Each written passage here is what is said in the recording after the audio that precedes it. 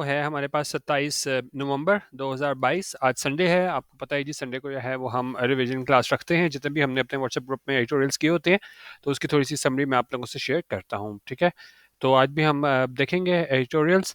इससे पहले जो है ना वो 30 नवंबर तक जो है वो हम हमारा जो डीएम पेड व्हाट्सएप ग्रुप है उसका फ्री ट्रायल दे रहे हैं। उसका मैं जो लिंक है ग्रुप का वो पिन कर दूंगा। तो अगर आपने 3 दिन का ट्रायल इसमें फ्री चेक करना हो कि क्या हम कंटेंट शेयर करते हैं, तो आप हमारा 3 दिन के लिए फ्री ट्रायल यूज़ कर सकते हैं, ठीक है। कमेंट से लिंक ले लीजिएगा। अच्छा, पहला ट्यूटोरियल आज हम देखेंगे वो है आईएमएफ डिले। अब इससे हमको पता है कि जी हमारे मुल्क की माशी हालत इतनी अच्छी नहीं है, तो आईएमएफ की जो किस्त है वो हमारे लिए बहुत ज़्यादा ज़रूरी है होती है।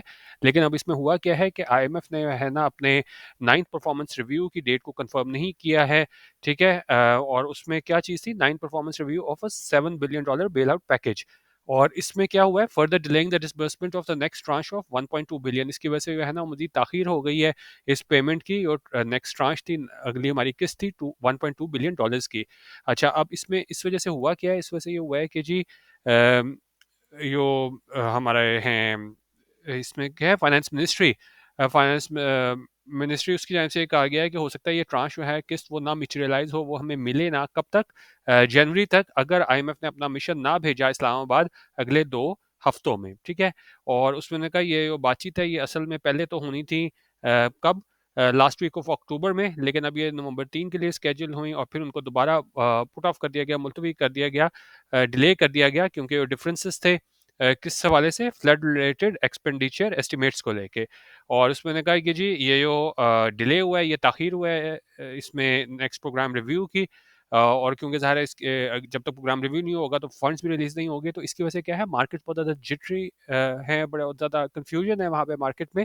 और एक दूसरी चीज़ जो है ना वो पाकिस्तान के परसीव डिफॉल्ट रिस्क को लेके है, जो कि उन्होंने कहा है कि जो अगर हम देखा जाए तो मैयड बाय 5 ईयर क्रेडिट डिफॉल्ट हुआ है, यहाँ ये जंप कर गया 56.5% से टू अबव 75% ऑन वेडनेसडे, ठीक है।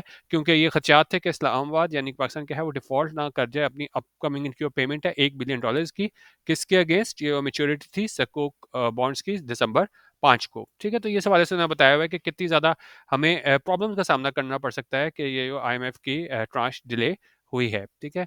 और इसके एंड में ये कह रहे हैं कि जी बजाय इसके कि पाकिस्तान के हवाले से बात करें, कि बजाय इसके कि हम एड्रेस करते उन इश्यूज़ को कि भाई किस तरह हम जो है ना वो रेवेन्यू कलेक्ट नहीं कर पा रहे और एक्सपेंडिचर हम बहुत ज़्यादा कर रहे हैं, तो गवर्नमेंट जो है ना वो देख रही है लेंडर की जानिब के जो हमें कंसेशन मिल जाएंगी फ्लड डैमेज के नाम पे। उन्होंने कहा ये क्या है, ये चीज़ अब काम नहीं कर रही, ठीक है। किधर गया, किधर गया, यहाँ पे, ठीक है। और उसमें उन्होंने कहा है कि जी ज़रूरी क्या चीज़ है कि ये इम्प्लीमेंटेशन की जाए, sound economic policies and reforms is vital, ठीक है। तो एक उन्होंने कहा एक साउंड इकोनॉमिक पॉलिसीज हो और रिफॉर्म्स हो, इस्लाहात हो, ये वाइटल है, बहुत ज़्यादा क्या है, इंपॉर्टेंट है, ज़रूरी है। And not only to revive the trust of our international lenders, it is also crucial to create fiscal space for helping millions of flood victims। उन्होंने कहा ना सिर्फ ये ज़रूरी है कि रिवाइव करें, बहाल करें ट्रस्ट, एतमाद हमारे इंटरनेशनल लैंडर्स का, ये इसलिए भी ज़रूरी है कि फिजिकल स्पेस क्रिएट किया जाए ताकि लाखों तादाद में वो फ्लड विक्टम्स हैं उनकी मदद की जाए और जो डैमेज इंफ्रास्ट्रक्चर है उसको क्या है रीबिल्ड किया जाए। लेकिन उन्होंने कहा अभी तक हम जो है ना वो नहीं, हमने अपना लेसन सीखा है और अभी तक हम जो है ना वो उम्मीद रखे हुए हैं हैंड आउट्स पे, एड पे, इमदाद पे, ताकि हमारे जो भी फॉरेन एक्सचेंज ट्रबल्स हैं उनका हल निकल सके। उनका ये वक्त आ गया है कि हम क्या है to stand on our own foot, own feet, कि हम अपने पैरों पे खुद खड़े हों, यानी खुद कफील हों, बजाय इसके कि हम आईएमएफ की तरफ देखें, ठीक है। तो ये सवाल से एडिटोरियल था कि किस तरीके से इसका जो डिले हुआ है ट्रांच, उसकी वजह से हम मार्केट जो है ना बहुत ज़्यादा कन्फ्यूजन का शिकार है, ठीक है।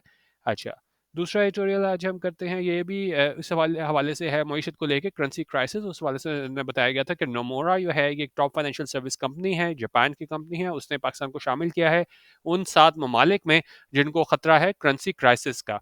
और इसमें क्या है, raising the perceive risk of default in next 12 months, और इसने उठा दिया है एक रिस्क डिफॉल्ट का अगले 12 महीनों में।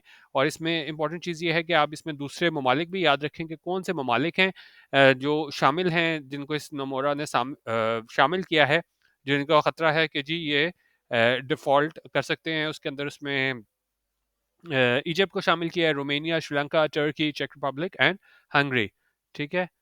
तो ये यहाँ पे इन्होंने कहा था कि इन सारे ममालिक को क्या है, करेंसी क्राइसिस का सामना हो सकता है, और इसमें ज़ाहिर है वो पाकिस्तान भी शामिल है। ठीक हो गया। और बैंक ने ये भी कहा कि जो 22 जो स्टेट्स थी, 32 में से जो इनका अर्ली वार्निंग इंडेक्स है नमोरा का, डेमोक्लिस, ठीक है, उसमें उसने देखा है कि इनका जो रिस्क है वो बड़ा है, कब से, मई से। ठीक है। और ये इंडेक्स बेस्ड करता है 8 इंडिकेटर्स में, that produce an overall score, जिसके बाद जो है ना वो एक ओवरऑल स्कोर बनाया जाता है ताकि असेस किया जा सके, जांचा जा सके कि कंट्री की वल्नरेबिलिटी है करेंसी क्राइसिस को लेकर। तो करेंसी क्राइसिस को लेकर हमारे पास ये वाला एडिटोरियल है। और इसने कहा जी पाकिस्तान, जापान की कंपनी ने पाकिस्तान को इस लिस्ट में शामिल किया है, ये कोई सरप्राइज की बात नहीं है, हैरानी की बात नहीं है, क्योंकि उन्होंने कहा एक तो हमें ऐसे बैलेंस ऑफ पेमेंट प्रॉब्लम्स का सामना ये अनप्रेसिडेंटेड है जिसकी मिसाल नहीं मिलती। और किस वजह से कि एक तो हमारे पास जो फॉरेन एक्सचेंज है वो डिमिनिश कर रहे हैं हमारे पास, और हमारे पास डॉलर इन्फ्लोज भी ड्राई हो रहे हैं, यानी कि हमारे पास आ नहीं रहे डॉलर ज़्यादा। और उन्होंने कहा जी हम अपनी बढ़ती हुई इन्फ्लेशन को भी कंट्रोल करने में नाकाम रहे हैं, और ना ही हम अपने एक्सचेंज रेट को ठीक कर सके हैं। ठीक है। और उसने कहा जी गवर्नमेंट इस पोजीशन में भी नहीं है कि वो मदद कर सके फ्लड विक्टिम्स की। किस तरह, बाय इसको वार्ड ऑफ करना होता है हमारे पास, अ, किसी चीज़ को आप कह लेंगे जी ख़त्म करना। ठीक है। तो मतलब वो भी गवर्नमेंट जो है ना उन फ्लड विक्टिम्स की मदद नहीं कर सकती कि हंगर और डिजीज़ को ख़त्म करके, और ये तो भूल ही जाएँ कि वो जी डैमेज इंफ्रास्ट्रक्चर है उसको, उसकी रिकंस्ट्रक्शन करा सके पूरे मुल्क में। ठीक है। तो उन्होंने कहा ये तो आप भूल ही जाएँ कि जो डैमेज इंफ्रास्ट्रक्चर है उसको रिकंस्ट्रक्ट कर सके, इनके पास तो क्या है, ये हंगर और डिजीज़ ख़त्म करने की भी फ्लड विक्टिम्स के इनके पास क्या है, पैसे नहीं हैं। ठीक है।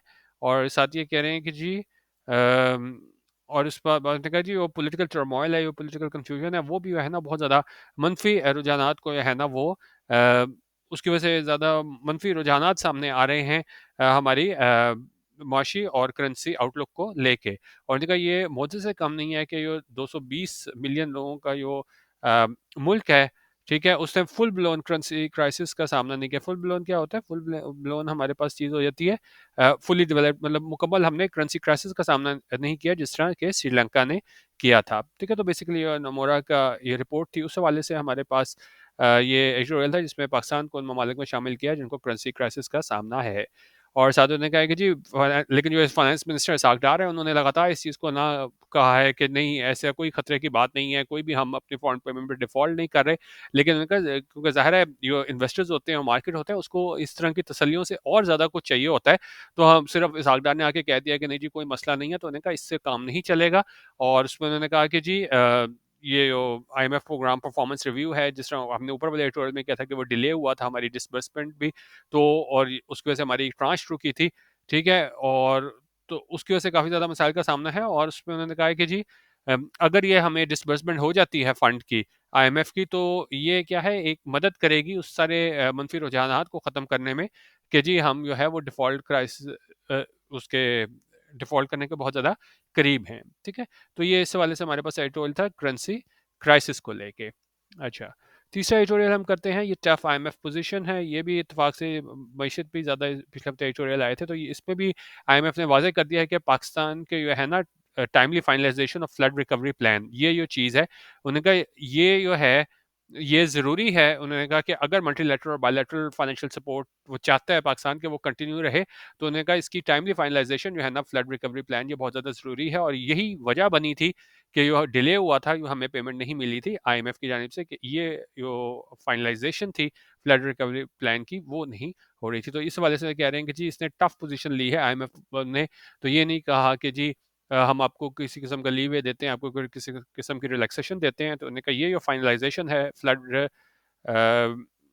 रिकवरी प्लान की, ये उन्होंने कहा बहुत ज़्यादा ज़रूरी है अगर पाकिस्तान चाहता है कि जो फाइनेंशियल सपोर्ट है वो इसे जारी रहे। ठीक है। अच्छा, और उसके बाद अगर हम देखें जी, उसके बाद कह रहे हैं कि जी गवर्नमेंट ने वर्कआउट किया था कि जी हमें फंडिंग रिक्वायरमेंट ज़रूरत है $40 बिलियन की अगले 10 सालों में। उन्होंने कहा कि जी अगर दुनिया का जो लैक लस्टर रिस्पॉन्स है, लैक लस्टर ये होता है कि मतलब कोई चीज़ आप गर्मजोशी से ना करो, कोई एफर्ट ना हो, तो मतलब वैसे तो देखें यूएन के चीफ ने अपील भी की वर्ल्ड से कि जी पाकिस्तान के साथ इतना बुरा हाल हुआ है, तो आप क्या है इसमें इमदाद ये बढ़ाएं। लेकिन जो वर्ल्ड का जो रिस्पॉन्स है, जो जवाब है, बड़ा लैक लस्टर है। वो मतलब ज़्यादा उसको सीरियस नहीं ले रहे, उसको बिल्कुल आप कहते हैं ना कैजुअली किसी चीज़ को लेते हो, लैकलस्टर रिस्पॉन्स है। ये नहीं कि अगर यूएन चीफ ने कह दिया तो वाक़ई ये कोई सिंसियर एफर्ट करें, कोई हमें सिंसियर एफर्ट देखने को नहीं मिल रही कि यूएन की रिपीटेड कॉल्स थी कि फंड किया जाए पाकिस्तान को, क्यों ये मुतासिर हैं फ्लड से, ठीक है? और इसलिए उन्होंने कहा कि जी इस जो फंड है उसने अपना स्टांस जो है ना बड़ा सख्त रखा है, ठीक है?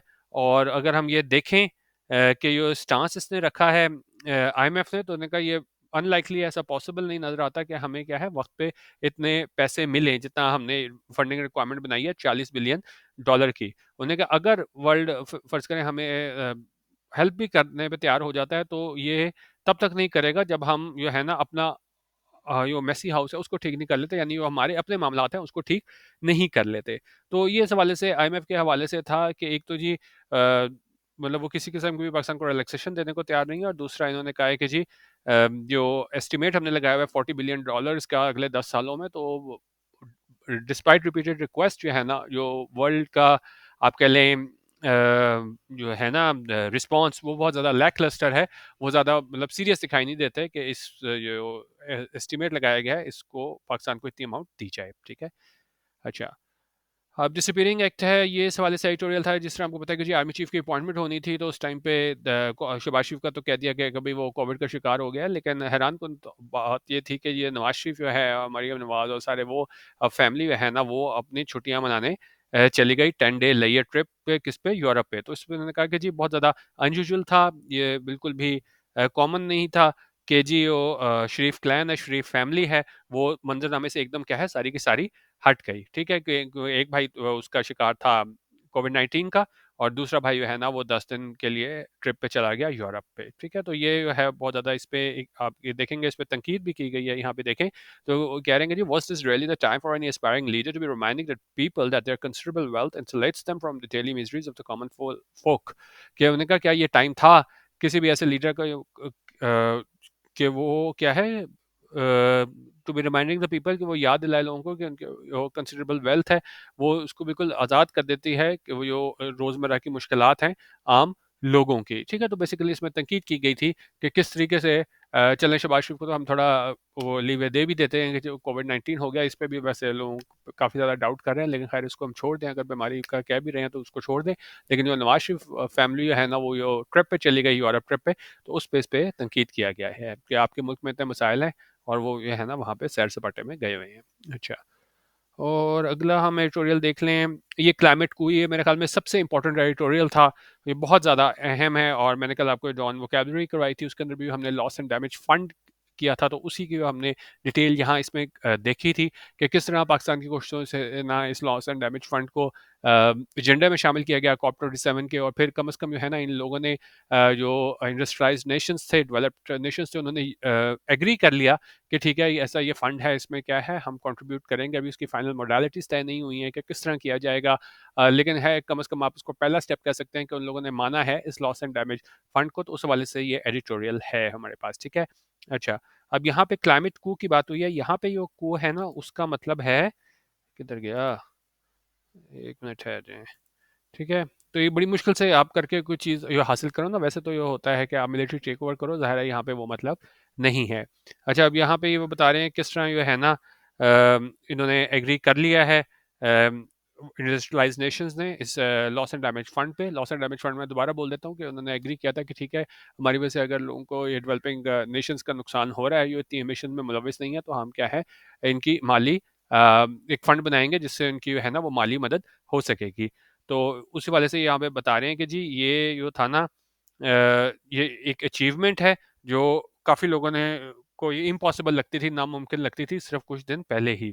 और इसमें उन्होंने कहा कि जी जो हमारी मिनिस्टर हैं क्लाइमेट चेंज की शाहिद रहमान, उसको क्या है इंटरनेशनली क्रेडिट दिया गया है कि उन्होंने उस ब्लॉक को लीड किया है जो जाना जाता है ग्रुप ऑफ 77 प्लस चाइना, और इसमें उसको यूनाइटेड रखा इसने, और उसमें इन्होंने यकीनी बनाया कि लॉस एंड डैमेज फंड जो है ना उसको अ, अ, मतलब वो बनाया जाए कि उस पे एग्री कराया जाए लोगों को कि भाई इस सिलसिले में वो पैसे देंगे, ठीक है?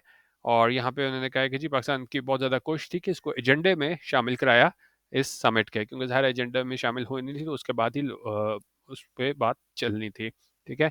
और अच्छा, अब जब यहाँ पे ये हो तो गई पाकिस्तान की कोशिशों से, लेकिन उन्होंने कहा कि जी ये it may be too early to celebrate. ये नहीं कि हम कहेंगे जी अब बिल्कुल ही सेलिब्रेट करने की बात है कि अब हमने फंड बना लिया, क्योंकि अभी देखें जैसे मैंने आपको बताया कि मोडेलिटीज तय नहीं हुई हैं, कोई कितना कंट्रीब्यूट करेगा और किस तरीके से जो डेवलपिंग नेशंस हैं उनको पैसे दिए जाएंगे, क्योंकि इसमें उन्होंने कहा है कि जी इसमें कोई ये डिसाइड नहीं किया who must pay how much has been left for the next year. ये अगले साल के लिए छोड़ दिया गया है कि भाई कौन कितने पैसे देगा।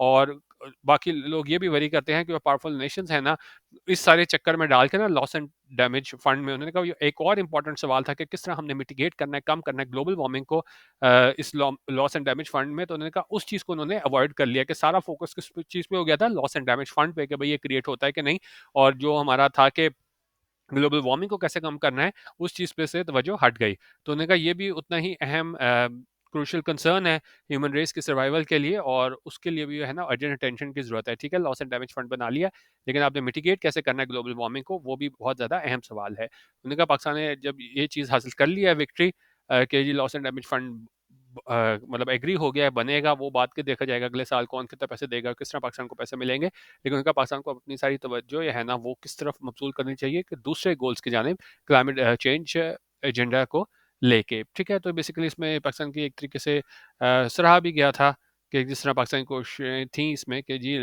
लॉस एंड डैमेज फंड जो है ना वो उस पर कम से कम एग्री कर लिया जाए, ताकि अगले साल जो है हम मोडालिटीज तय कर सकें कि फ़ंड कैसे कितना कौन कितना कंट्रीब्यूट करेगा और किसी को किसको कैसे पैसे मिलेंगे।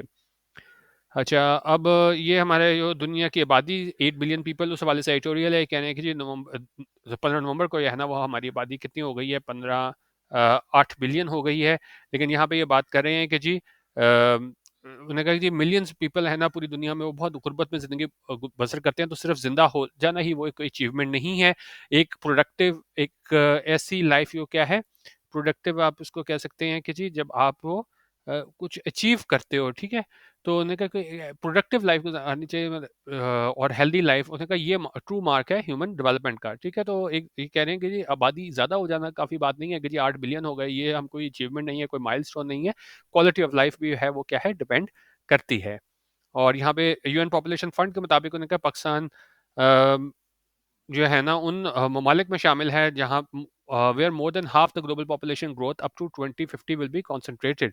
ठीक है, तो मतलब ये ज़्यादा उन ममालिक में शामिल है जहाँ अम, आधी से ज़्यादा जो ग्लोबल पॉपुलेशन ग्रोथ है ना 2050 तक वो क्या है कॉन्सेंट्रेट करेगी। और उन्होंने कहा पहले ही हम 220 मिलियन प्लस पे हैं, और अगर हम इसी रफ्तार से आगे बढ़ते रहे, यानी कि पॉपुलेशन कंट्रोल नहीं किया गया, तो हम क्या है 2100 तक जो है वो कह रहे हैं कि जी हमारी जो प्रोजेक्शन है वो 400 मिलियन पीपल की है। तो इन्होंने कहा ये बहुत ज़्यादा दिल दहला देने वाला थॉट है, आपको बहुत ज़्यादा क्या है आपको बहुत ज़्यादा आप कह लेना कोई डिस्ट्रेस में कोई चीज़ डाल देगी, परेशानी में मुब्तला कर देगी कि भाई अभी ही हमारा इतना हाल है 220 मिलियन पे, और इसी रफ्तार से अगर हमारी पॉपुलेशन बढ़ती रही तो 400 मिलियन पे कहाँ पे चली जाएगी बात। तो इसलिए उन्होंने कहा है कि जी बड़ा ये स्टेट के लिए ज़रूरी है कि पॉपुलेशन को जो है ना वो विद इन मैनेजेबल लिमिट्स रखे। ठीक है? अच्छा, और उसमें उन्होंने कहा है कि जी जिस तरह यूएन ने यहाँ पे एम्फसाइज़ किया है कि जी अच्छा, और अच्छा अब इसमें ये भी उन्होंने देखा है कि जी पाकिस्तान में चलें पहले ये कर लेते हैं। यूएन ने इस बात पे भी ज़ोर दिया है कि जी ये सिर्फ ये चीज़ नहीं है, मोर और फ्यूअर पीपल की बात नहीं है, लेकिन बात ये है कि equal access to opportunities for the people, के हर एक के पास यकसा मौके हों। ठीक है, और यहाँ पे उन्होंने पाकिस्तान के हवाले से उन्होंने बताया कि क्यों हम ये है ना वो नाकाम रहे हैं पॉपुलेशन ग्रोथ को। उनका पाकिस्तान का पॉपुलेशन ग्रोथ है वो कहाँ पे स्टैंड करता है, 1.9% पे स्टैंड कर रहा है। और उस पे उन्होंने कहा इसको नीचे लाना होगा, और उसमें क्या है हमें फैमिली प्लानिंग इनिशिएटिव्स लेने होंगे। और लेकिन साथ में बता रहे हैं कि जी हमारी जो सोसाइटी है वो कंजर्वेटिव है, रिलीजियस सोसाइटी है, और उसमें उन्होंने कहा कि जी हमें उलमा को यह है ऑन बोर्ड लाना होगा, को भी जो है ना इस स्टेक होल्डर बनाना होगा कि हम प्रमोट कर सकें फैमिली प्लानिंग में, क्योंकि उन्होंने कहा कि जी कई मुस्लिम स्टेट्स हैं ना उन्होंने इसका फैमिली प्लानिंग से जो है ना उसको स्लो करके पॉपुलेशन ग्रोथ को, तो उसको उन्होंने उस वजह से कामयाबी हासिल की है। और यहाँ पे अगर हम देखें उस पर देखा जी किस तरीके से हम कर सकते हैं, जिस तरह उन्होंने कहा जी establish my pass programmes and lady health workers के, वो उसमें को भी इस्तेमाल किया जा सकता है कि लोगों को ये मैसेज पहुंचाया जाए कि कितने फ़ायदे होते हैं फैमिली प्लानिंग के और कॉन्ट्रासेप्टिव यूज़ के। ठीक है, बर्थ कंट्रोल मेथड्स के। उन्होंने कहा जब तक पाकिस्तान में है ना वो सीरियस नहीं होता इसको सस्टेनेबल पॉपुलेशन ग्रोथ तक लाने में अपनी इसको पॉपुलेशन को, तो उन्होंने कहा हमारे पास ज़्यादा कुछ ऑफ़र करने को नहीं होगा क्वालिटी ऑफ लाइफ़ को लेके। तो मतलब ठीक है, आबादी तो बढ़ती जाएगी, लेकिन क्या है, क्वालिटी ऑफ लाइफ़ नहीं होगी। जिस तरह ऊपर कहा गया था कि इतनी ज़्यादा आबादी हो जाना काफ़ी नहीं है, क्वालिटी ऑफ लाइफ़ है ना बहुत ज़्यादा डिपेंड करती है, ठीक है? तो ये आज का हमारे एडिटोरियल्स है, ये थोड़ी समरी मैंने आपको करवा दी है। बाकी आप यहाँ पे मैं अब कमेंट पिन कर रहा हूँ, तो आप जो अगर जॉइन करना चाहें 3 दिन के लिए हमारा फ्री ट्रायल, तो आप वहाँ पे जॉइन कर भी सकते हैं और बाकी हमारे पेड ग्रुप में का हिस्सा बन सकते हैं 1 दिसंबर से, जिसमें हम रोज़ एडिटोरियल वीडियो शेयर करते हैं, ड्रॉन हाइलाइट्स होती हैं और उसके अलावा हमारे पास पीडीएफ्स वगैरह होते हैं, इंटरनेशनल मैगज़ीन्स हैं और इंटरनेशनल न्यूज़पेपर है। तो वो जॉइन करेंगे 3 दिन, तो आपको आइडिया हो जाएगा कि आपको इससे फ़ायदा मिल सकता है कि नहीं। वीडियो देखने का बहुत शुक्रिया। अल्लाह हाफ़िज़। पाकिस्तान ज़िंदाबाद।